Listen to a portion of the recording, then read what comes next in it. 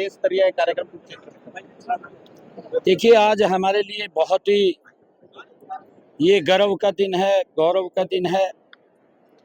ऐसे महान व्यक्तित्व जो इस भारत के प्रथम गृह मंत्री रहे हैं और जिनकी एक बड़ी सोच कि जिन्होंने भारत की छोटी बड़ी 562 रियासतों को एकजुट करके अखंड भारत का निर्माण किया, ऐसे महान व्यक्तित्व सरदार वल्लभ भाई पटेल जी की 150वीं जयंती के अवसर के ऊपर मैं पूरे हरियाणा प्रदेश वासियों को, देशवासियों को बहुत बहुत बधाई और शुभकामनाएं देता हूं।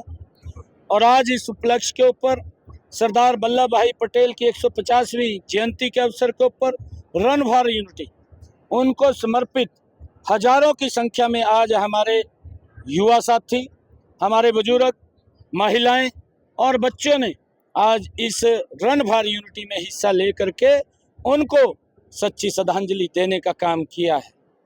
और आदरणीय प्रधानमंत्री आदरणीय नरेंद्र मोदी जी ने सबसे पहले बड़ा सम्मान ऐसे महान व्यक्तित्व को अगर किसी ने देने का काम किया, उनकी 182 मीटर ऊंची प्रतिमा स्टैच्यू ऑफ यूनिटी जो दुनिया की सबसे बड़ी प्रतिमा है, उसको बना करके सरदार वल्लभ भाई पटेल को सच्ची श्रद्धांजलि देने का काम आदरणीय नरेंद्र मोदी जी ने किया है।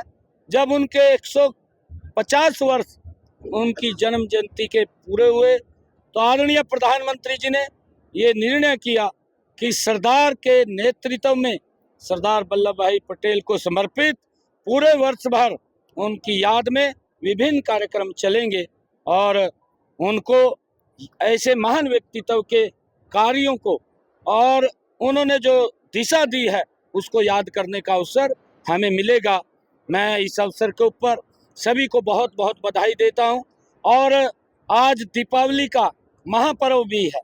मैं सभी प्रदेशवासियों को दीपावली पर्व की भी बहुत बहुत बधाई और शुभकामनाएं देता हूं। ये पर्व उनके वो परिवार में स्वस्थ रहें और वो समृद्ध बने, मैं ऐसी प्रार्थना भगवान श्री राम से करता हूं।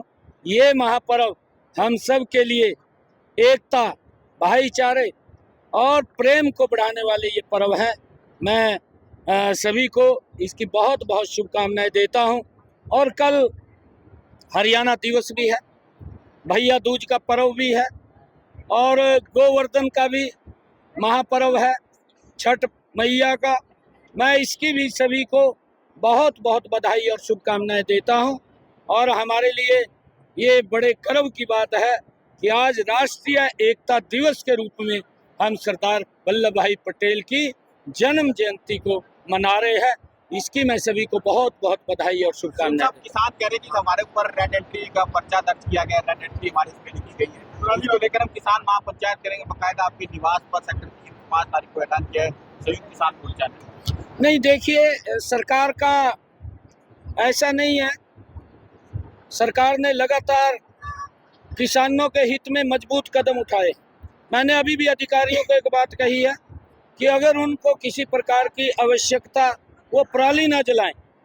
पराली से हमारी पैदावार भी कम होती है, हमारी जो मृदा है उसको भी नुकसान पहुंचता है और हम पोल्यूशन भी उससे फैलता है, कहीं जान भी चली जाती है और माल का भी नुकसान होता है। हमने किसानों की सुविधा के लिए, चाहे रिपर की बात है चाहे बेलर की बात है, मैंने अधिकारियों को कहा है कि अगर हमारे किसानों को और उसकी आवश्यकता है तो सब्सिडी को उसको हम उपलब्ध कराएंगे। किसी को भी पराली न जलानी पड़े, इसकी व्यवस्था हम लगातार कर भी रहे हैं, जिसकी प्रशंसा पिछले दिनों माननीय सुप्रीम कोर्ट ने भी की थी कि हरियाणा ने पराली प्रबंधन के अंदर अच्छा काम किया है। हमारी सरकार आगे भी इस अच्छे कार्य को बढ़ाने का काम करेगी।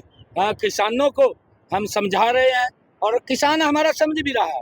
किसान ये मान रहा है कि हम पराली नहीं जलाएंगे। सुप्रीम कोर्ट ने कांग्रेस को सरकार लगाई है, कांग्रेस को सुप्रीम कोर्ट ने कहा है कि तुम ये बकायदा ध्यान भटकाने वाले मामले दर्ज देखिए कांग्रेस लगातार झूठ का सहारा लेकर के लोगों के अंदर भ्रम की स्थिति पैदा करती है। उसका ये भी झूठ, क्योंकि जब कांग्रेस हार गई, कांग्रेस को किसी ने घास ही नहीं डालिया। जब किसी ने घास नहीं डालिया तो ये भूखिया कांग्रेस तो पड़ी है। ये जब भूखिया तो फिर तरह तरह के आरोप लगाएंगे, और जब ये आरोप लगाते हैं तो लोग समझ रहे हैं कि ये तो खाली सत्ता में इसलिए आते हैं कि भ्रष्टाचार को हम करें, इसलिए वो सत्ता के अंदर आते हैं। माननीय जो हमारे चुनाव आयुक्त हैं, जो चीफ इलेक्शन कमीशन है, उन्होंने जो फटकार कांग्रेस को लगाई है कि आपका हर रोज का काम हो गया, आप इधर से उधर घूमते हैं, जब हारते हैं तो ईवीएम को दोष देते हैं, जब जीतते हैं फिर किसी को दोष नहीं देते। ये दोहरे चेहरे इनके हैं और ये झूठ बोलते हैं। उसका नकाब उतर चुका है। कांग्रेस का अब कुछ बढ़ने वाला नहीं है। झूठ से एक दो स्टेट के अंदर ये सरकार ले आए, परंतु अब महाराष्ट्र में भी बीजेपी आ रही है, झारखंड में भी आ रही है, क्योंकि लोगों ने कांग्रेस के चेहरे को देख लिया है, पढ़ लिया है। डीएपी को लेकर किसान कह रहे हैं कि और कांग्रेस उनका साथ देगा। कांग्रेस कह रही है डीएपी है ही नहीं, में दिक्कत आ रही है। डीएपी की कोई दिक्कत समस्या नहीं है, क्योंकि थोड़ा आने में देरी हुई है और जल्दी ही लगातार वो पूर्ति हो रही है। किसी को कोई दिक्कत समस्या नहीं है। देश दुनिया की हर खबर सबसे पहले देखने के लिए फॉलो करें Dainik Savera TV, YouTube, Facebook, Instagram, X और व्हाट्सएप चैनल पर।